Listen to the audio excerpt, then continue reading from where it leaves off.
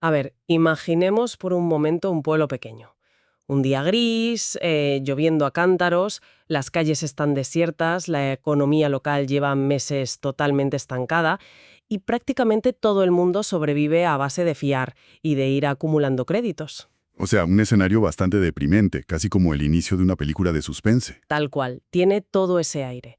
Pues bien, de repente llega un alto ejecutivo en un coche elegante, entra en el único hotel del pueblo y, fíjate, deja un billete de $100 en el mostrador de recepción como depósito mientras sube a ver si le convencen las habitaciones. Vale. Y ahí es donde empieza la reacción en cadena. Exacto. Antes de continuar, no olvides suscribirte al canal y activar la campanita para no perderte ningún libro como este. En cuanto el ejecutivo desaparece por las escaleras, el dueño del hotel coge esos $100 y sale corriendo a pagarle la deuda que arrastraba con el fontanero. Claro. El fontanero, aliviado, coge el billete y va directo al tendero para saldar su cuenta de comida. El tendero cruza la calle y le paga al joyero. El joyero le paga a un pintor bohemio al que le debía el encargo de un cuadro. Bueno, no, sin puntos suspensivos. Le paga el pintor y ya está. Y el pintor resulta que se aloja en ese mismo hotel. Ahí le has dado. Debe varias noches, así que corre al mostrador y le paga al dueño del hotel con ese mismo billete de $100. Y justo en ese instante, el ejecutivo baja las escaleras, dice que las habitaciones le parecen horribles, coge sus $100 del mostrador y se larga del pueblo. Es buenísimo, porque, si lo piensas, la economía del pueblo entero se ha saneado. Todas las deudas han desaparecido. Y, sin embargo, nadie tiene un solo céntimo más ni un céntimo menos en su patrimonio real de lo que tenía esa misma mañana. Parece un truco de magia, pero en realidad es una radiografía perfecta de la ilusión en la que vivimos inmersos a diario. Y esa paradoja es exactamente lo que vamos a desentrañar hoy explorando a fondo el material que tenemos sobre la mesa. Hablo del libro El poder del ahorro y el dinero del ingeniero y autor chileno José Melimundi. Una obra muy interesante, ¿sí?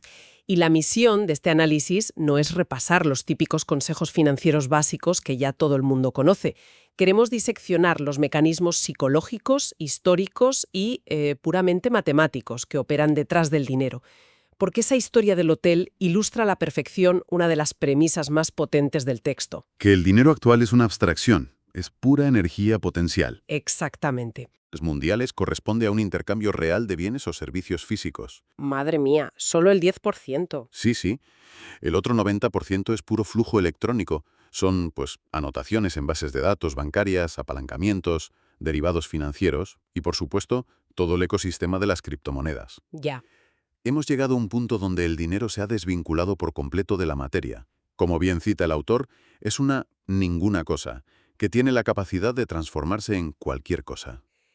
Y ahí, claro, es donde surge la gran contradicción, porque si el dinero es un concepto tan fluido, casi etéreo, un simple acuerdo social de valor, pues ¿por qué genera unos niveles tan devastadores de ansiedad y de culpa en nuestra cultura? Es una fricción constante. O sea, existe una fricción tremenda. Por un lado, todo el sistema nos empuja a la acumulación, pero por otro, hay un sustrato moral que castiga esa misma ambición. Esa fricción no es casualidad, ¿eh? Está codificada en nuestro propio lenguaje y en nuestra historia. El libro hace un análisis etimológico que resulta muy revelador. A ver, todos sabemos que la palabra dinero deriva del denario romano. Sí, la moneda de plata. Exacto. Pero el origen de la palabra moneda esconde un significado bastante más profundo. Proviene del verbo latino moneo. Que significa advertir o avisar, ¿verdad? Tal cual. La moneda advierte. ¿Y de qué advierte? Pues del poder que otorga y del peligro que conlleva. Fíjate que cuando la humanidad pasó de las economías de trueque a usar monedas, se ganó una eficiencia comercial brutal. Claro, el trueque requería confianza comunitaria, era todo muy transparente. Y al usar moneda se perdió esa transparencia tribal. La moneda permitía la acumulación privada en secreto. Esa advertencia etimológica es el eco de una sociedad que se daba cuenta de que este nuevo invento iba a alterar las relaciones de poder para siempre. Qué interesante. Y esa desconfianza moral hacia la acumulación se solidificó luego con las grandes religiones. Vale, vamos a desglosar esto, porque el autor aborda este tema directamente, entrando en la tradición bíblica. Un terreno pantanoso. Pues sí, concretamente se mete con esa frase lapidaria que todos hemos escuchado alguna vez. Antes de continuar, no olvides suscribirte al canal y activar la campanita para no perderte ningún libro como este. Esa de que es más fácil que un camello pase por el ojo de una aguja que un rico entre en el reino de los cielos.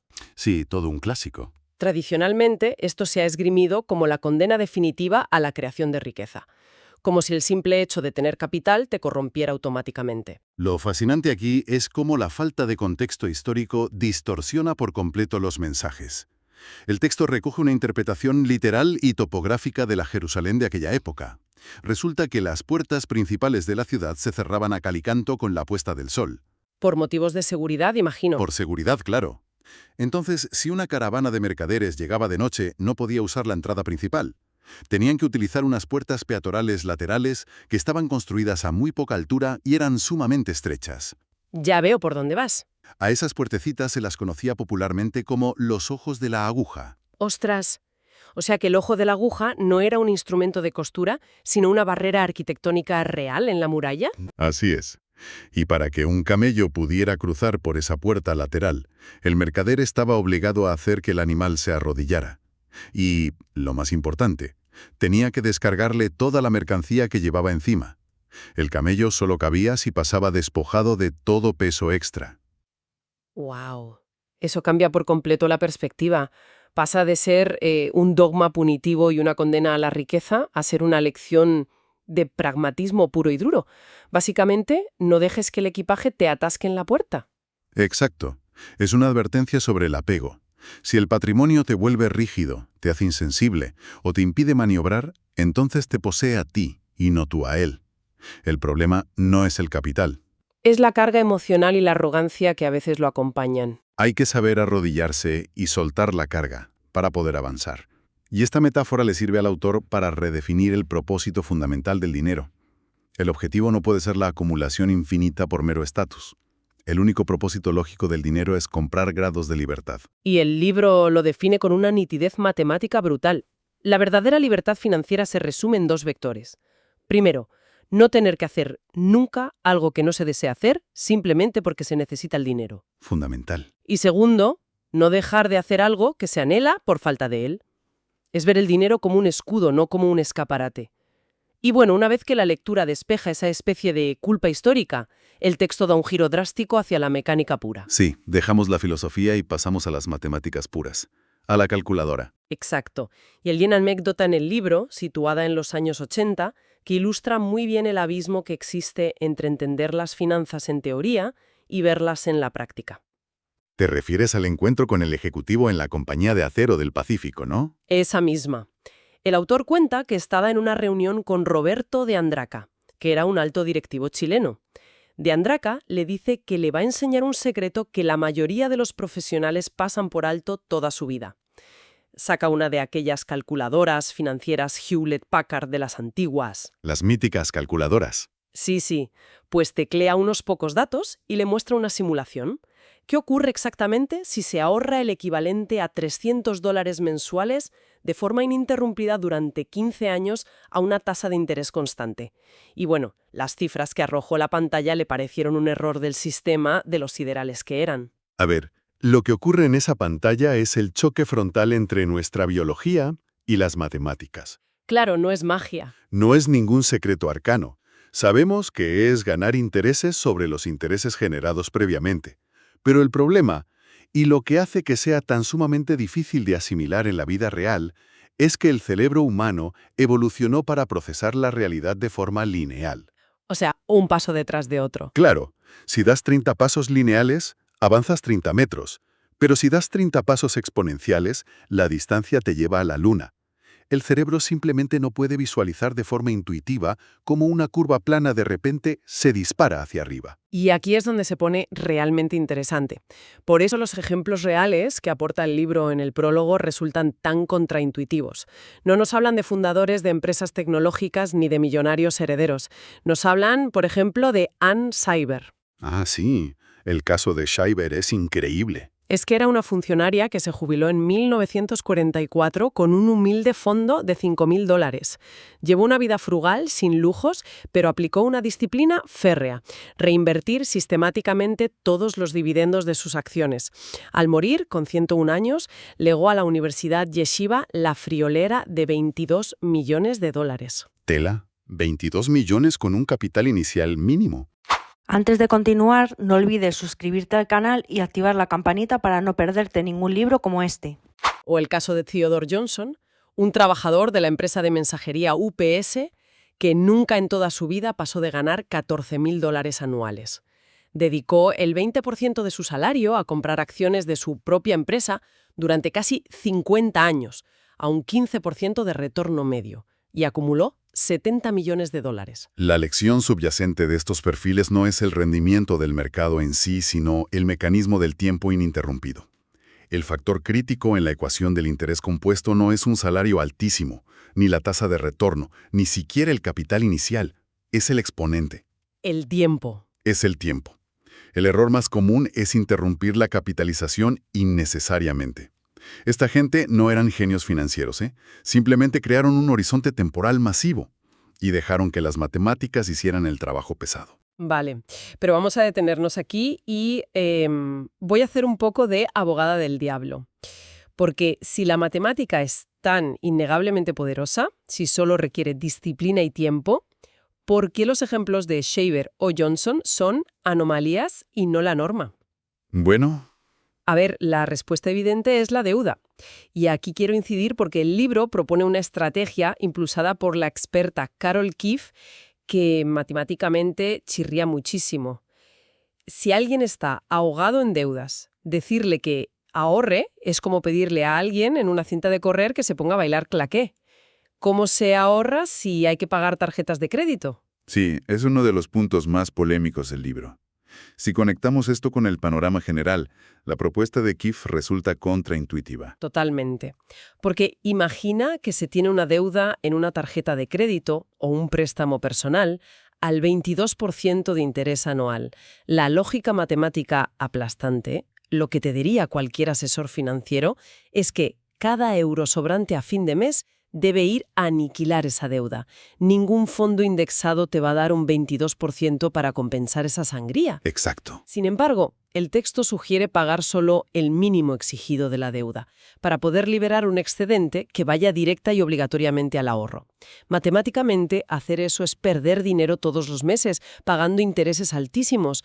¿Cómo se justifica esta aberración numérica? Es que la justificación no es matemática, es puramente conductual. A ver, si tratamos a los seres humanos como hojas de cálculo, tienes toda la razón. Habría que liquidar la deuda de alto interés primero, sí o sí. Claro. Pero no somos hojas de cálculo. El argumento de Keefe se basa en la psicología de la escasez y en la ley de Parkinson. Esa ley dicta que los gastos siempre se expanden hasta cubrir todos los ingresos disponibles. Si alguien se promete a sí mismo que empezará a ahorrar e invertir solo cuando termine de pagar sus deudas, esa persona jamás invertirá un euro en su vida. Porque la línea de meta siempre se va alejando, ¿no? Constantemente. Terminas de pagar el coche y ¡pum!, se rompe la caldera. Pagas la caldera y hay un gasto médico imprevisto. Quien programa su cerebro únicamente para liquidar deudas, se pasa la vida entera encontrando nuevas deudas que pagar. Al pagar solo el mínimo, asumes un coste financiero, sí, una penalización en forma de intereses. Pero a cambio, Compras liquidez inmediata para forzar el hábito del ahorro. eso es, generas un refuerzo positivo en tu cerebro al ver crecer una cuenta a tu favor, en lugar de estar siempre mirando un saldo en rojo. Rompes el ciclo de la escasez. O sea, sacrificas la eficiencia matemática a corto plazo para garantizar la viabilidad psicológica a largo plazo. Visto así, tiene sentido. Es un cortafuegos mental. Totalmente. Y para implementar esto de forma automática, el autor detalla un sistema muy rígido, la famosa regla de los porcentajes. Sugiere destinar el 10% al ahorro, el 25% a la vivienda, el 20% para pagar deudas y posibles emergencias y limitar los gastos del hogar al 45% restante. Sí, la distribución es estricta. Pero el verdadero truco de este sistema no son los porcentajes, es la cronología. Ese 10% de ahorro no se aparta a final de mes, el día 30. Se aparta el día 1. Es el concepto fundamental de pagarse a uno mismo primero. Ese es el eje sobre el que pivota toda la estrategia. Si se deja el ahorro para el final del mes, la fricción del día a día inevitablemente consumirá el capital. Al retirar ese 10% el mismo día que entra la nómina, se genera una escasez artificial. Ya, y nos adaptamos a lo que hay. Claro, Antes de continuar, no olvides suscribirte al canal y activar la campanita para no perderte ningún libro como este. el ser humano es una máquina de adaptación extraordinaria. Si una familia tiene que vivir con el 90% de sus ingresos, ajustará inconscientemente sus decisiones microeconómicas diarias para conseguirlo. El capital de inversión queda blindado antes de que la tentación de gastarlo pueda siquiera aparecer. Vale, y una vez que consigues blindar ese 10%, nos topamos con el siguiente gran muro, el miedo, la percepción del riesgo, porque dejar ese dinero en una cuenta corriente es condenarlo a muerte por la inflación. Sí, pierde valor cada día que pasa. Hay que invertirlo. Y el libro presenta un ejercicio gráfico brillante con unos datos muy duros para ilustrar cómo el factor tiempo anula por completo el riesgo. Y usa un ejemplo minúsculo, ahorrando $1 mensual durante 20 años. Los números de ese ejercicio son la mejor vacuna contra el pánico financiero. Vamos a repasarlos. Primera opción, la que elige la mayoría buscando seguridad absoluta. Cero riesgo, una cuenta de ahorro tradicional que da, digamos, un 0,5% mensual. Al cabo de 2 décadas, ese dólar mensual se ha convertido en $462. Un retorno de casi el 90%. ¿Pero estás doblado tu dinero? Sí, pero no te saca de trabajar. Segunda opción, riesgo medio, un 1% mensual. Esos mismos 20 años arrojan un resultado de $989, un retorno del 305%. Ya es otra cosa. Pero luego viene la tercera opción, la de alto riesgo, la renta variable, la bolsa, lo que el cerebro asocia inmediatamente con crisis y riesgo de perderlo todo, asumiendo un retorno promedio del 1,6% mensual a lo largo de ese periodo. El resultado salta a $2.758. Hablamos de una rentabilidad del 1.030%. La diferencia geométrica es salvaje. Esto plantea una pregunta importante sobre cómo percibimos el riesgo. Lo que demuestra este ejercicio es la gran lección de estos datos. En un horizonte de 20 años, la renta variable bursátil no conlleva el riesgo paralizante que la gente teme. Claro, el corto plazo es lo que asusta. A corto plazo, un mes, un año, la renta variable fluctúa y es impredecible. El mercado sufre correcciones.